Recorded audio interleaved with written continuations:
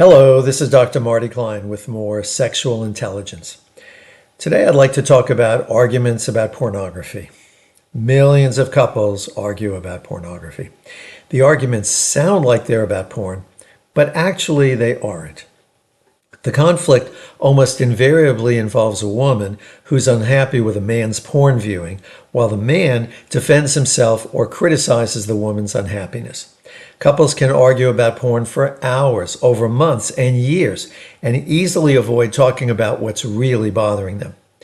The arguments typically sound like this. She says, "I don't want you looking at porn because porn exploits the women who make it. Porn gives kids wrong ideas about sex. Porn gives men bad ideas about sex. Porn makes women feel bad about their bodies. Porn leads to erection problems. Porn reduces men's interest in their mates. Porn leads men to commit violence against women. Porn leads to men disrespecting or misunderstanding women. Watching porn is a form of infidelity." That's what I hear women say a lot. Men typically respond to this by defending themselves or by criticizing the woman. They can be unsympathetic, childish, or even mean. Why do I say these arguments aren't really about porn? First, these allegations have very little basis in fact. They're primarily moral disapproval or emotional anguish dressed up as supposed truth, often supported by anti-porn websites' completely fact-free assertions. Porn does not create these problematic scenarios, all of which existed, often in even more extreme form, before the internet. Of course, porn consumption is so common that it accompanies practically everything else in the world, from rape to pizza eating to college degrees. Sure, lots of porn consumers disrespect women. Lots of porn consumers are sexually indifferent to their wives. Lots of women feel bad about their bodies, but there's actually no real evidence that porn causes any of these things. And even if porn does cause these things, what about all the other factors in the world that are also correlated with these unwanted outcomes? Lots of things exploit poor women. Lots of things give adults wrong ideas about sex, reduce men's libido, and make it hard for women to enjoy their bodies. Exhibit A is organized religion. Exhibit B includes alcohol abuse, the fashion industry, lack of sex education, women's magazines, homeschooling, the Midwest's deindustrialization, and most definitely organized religion. But anti-porn activists and everyday people who demand that husbands and boyfriends stop watching porn don't seem to care much about other obvious explanations for what they're so upset about. Interesting. Well, back in my office, couples fight about porn.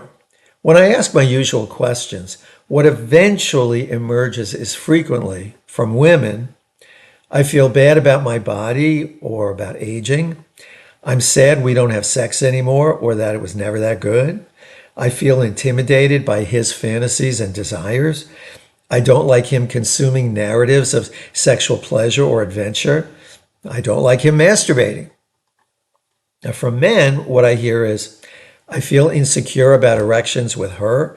"I don't ejaculate with intercourse anymore," which one or both of us find troubling. "I need more stimulation to get excited these days," which I don't know how to talk about.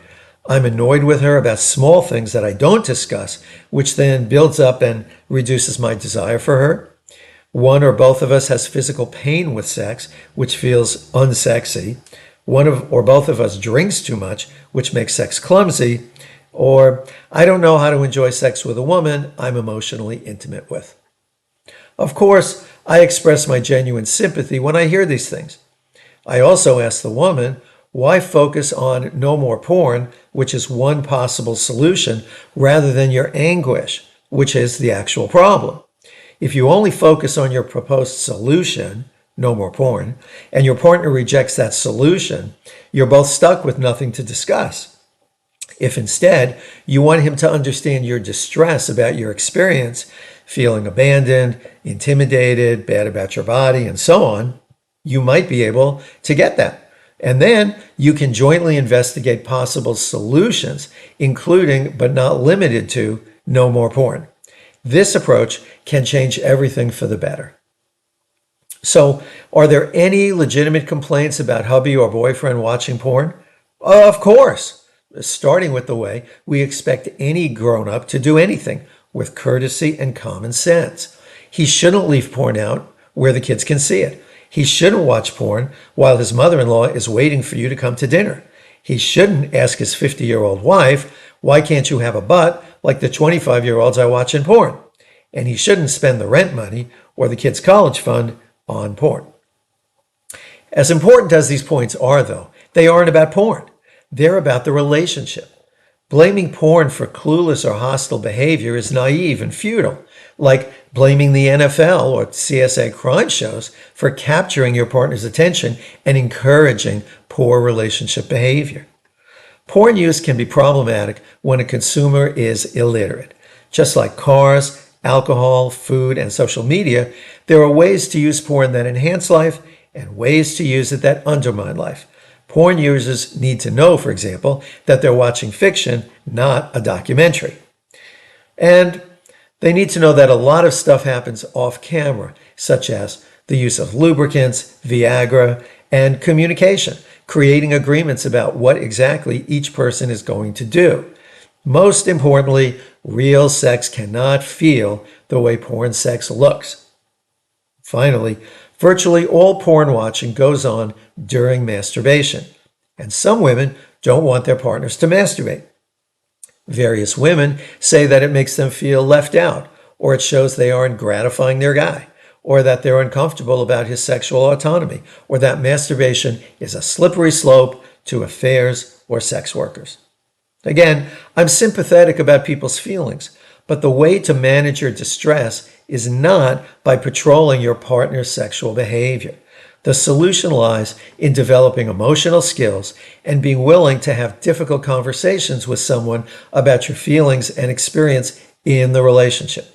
That's true whether a partner watches porn, or he's rude to your sister, or he's chronically late. If your mate does not care about your experience and doesn't want to work with you to improve it, that is a critical problem. And it is not a porn problem. So, is conflict about porn just the woman's problem? Absolutely not. But insisting that the conversation be about him ending his porn use pretty much guarantees that the relationship will suffer, which nobody wants, right? Well, thanks for joining me. I drop one of these little videos about once a month, so feel free to subscribe. Definitely hit the like button. Also, you can find me on social media. If you like your sexual intelligence in just one line, see me on Instagram. And you can also find me on X, which used to be Twitter. Thanks again for joining me. I'm Dr. Marty Klein.